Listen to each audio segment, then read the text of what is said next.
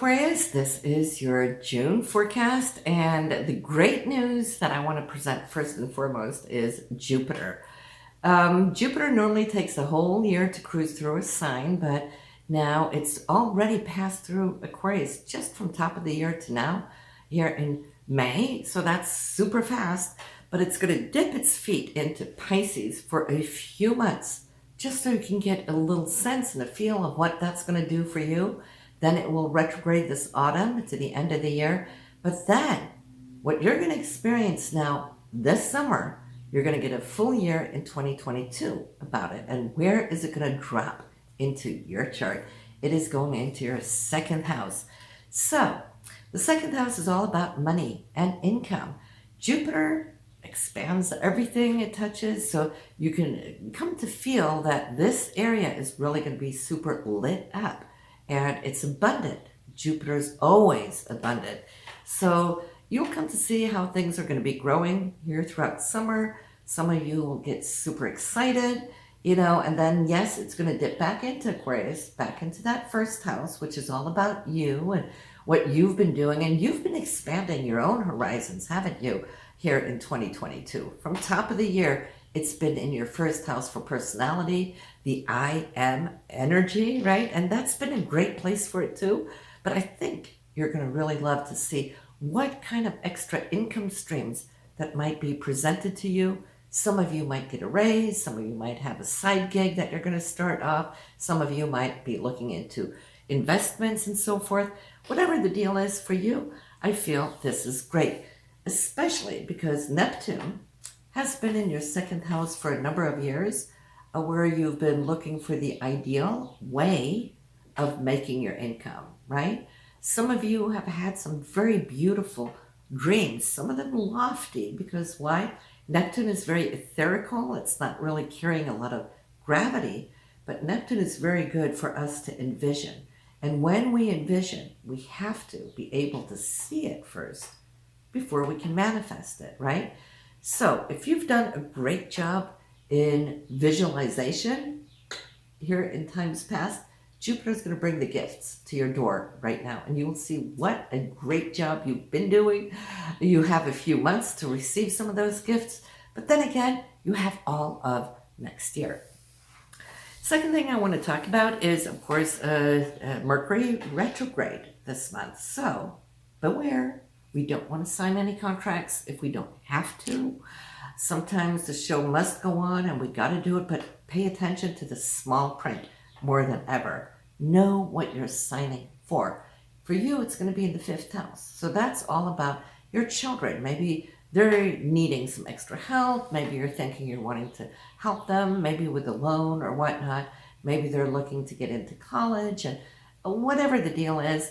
But the fifth house is also self-expression, creativity. Maybe some of you have already started your own business, which is a great thing. The fifth house is the businesses that we run and own, right?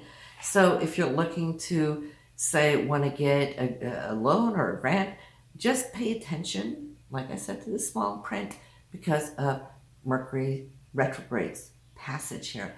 And beware not to buy anything of big appliances or anything mechanical, electronic, because those things can really tend to, turn funky. Maybe you have to waste some time by either getting them repaired or returning them, Amazon, whatever, right?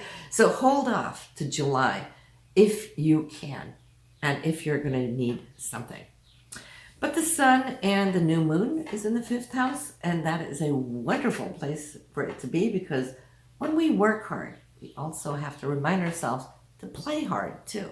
The fifth house is about joy, to play, bring your energies out, whatever it is you desire and love to do when you have downtime, right? This is the time for you to do so and spend extra time with your children and having a blast at that. Now, Venus has been moving through this area here in May, so you have already been harvesting some of that, and it is preparing itself on June 3rd to move out of this place. Now, Venus is going to be looking at how you work on a day-to-day basis. Your routine, in other words. Has your daily routine, does it work for you? That's great. You don't have to do anything. But Venus is about convenience too, right? If you have a routine where you're feeling X amount of time is being snatched away here and snatched away there, that it's not really giving you the flow that you want, well, Venus will help you. Put that routine in place so you have a good new foundation that can carry you onwards in the oncoming months until Venus comes back to this area in about a year from now. So you're going to have weeks to really kind of program in what really works for you in a more of an ideal manner. I think Mars has shown you, especially in May, what no longer works, where you've come across a few things where it kind of gets to you. It's like, this gets in the way, or this is eating my time. Mars has been trying, but Mars can be a little rough, a little aggressive when or even reactive when it bumps into roadblocks. So I think exactly here by now, just with what's been happening in May, that Venus will come and smooth it over and say, okay, this is what we're going to do. We're just going to move these roadblocks. We're just going to lay down the foundation of love and balance and harmony and whatnot, right? So Mars at least pointed the way. And Mars is moving out of this area on the 12th and will be moving into your 7th house. So June 12th, you will feel that you're going to be focusing, taking it away from your day-to-day routine and work and so forth. Your focus is going to be directly on your partner, and your partner will be focusing more on you. Mars is energy, so I could see a whole lot more energy into the romantic area in June after the 12th. And if you're single, well, this could be a great time to attract somebody new into your life and get that energy up and going, moving forward, which is great. And there's a lot of playfulness in that too, because Mars will be in the sign of Leo, and Leo is all about play and fun and joy, So it's the ruler of the 5th house where Venus just was. So I can see how this is really going to work for you, and you'll be happy with it. Now, Mercury will be retrograding in the area of your 5th house. So something with children too, maybe they're going to need you in a different way here over these next few weeks, or you're going to need them, however the deal is. So pay attention to that as well. We have the new moon on June 10th, also the 5th house. So if you're having fun, Aquarius, and really enjoying it because of Venus and the sun being in your 5th house, it's like, oh God, I could do more of this. Well, let that be a part of your attention, saying, you know what? I'm going to make an intention to carve out more of this joy and bring it with me forward in the oncoming months. So it doesn't just happen when it's passing through, once a year in this area. No, you can intend it to carve out time that you will be having, and the universe will be happy to open that door, that you can be a little bit more generous with yourself to have your downtime to go do your arts or your music or whatever it is, that golfing, whatever it is your desire is. So that's a great intention to have on June 10th. Which brings us to the full moon. That will be there June 24th. So it is midsummer, right? Celebration time there, 23rd, 24th. That full moon will illuminate your 12th house. Now, 12th house is all your subconsciousness, what you're kind of storing back in here, right? It's also your internal spiritual self, your higher self, and so forth. So whatever it is that you've been working on in the background of your life, not in the front, not privately, but in the background, you'll feel that the moon is really going to illuminate this area for you. It's super intuitive because the 12th house is a Piscean house.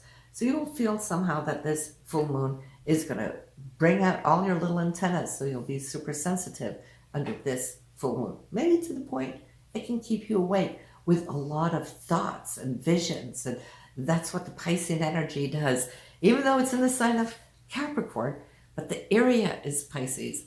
And Pisces is very visual. So you might just have all these pictures or movies going as you're trying to sleep in that full moon. amplifying it. So be it. It might be a night of insomnia, but it's a good one. If you're feeling, here, Aquarius, inspired by these visions, write them down on a notepad, because you know how quickly they can just be lost again by the next thought coming in and replacing. But you could actually get some really, really good insights from it. So I guess this is a short and the skinny for this month, Aquarius, of June. And I will see you again next month. Take care and have fun. Be safe. Bye now.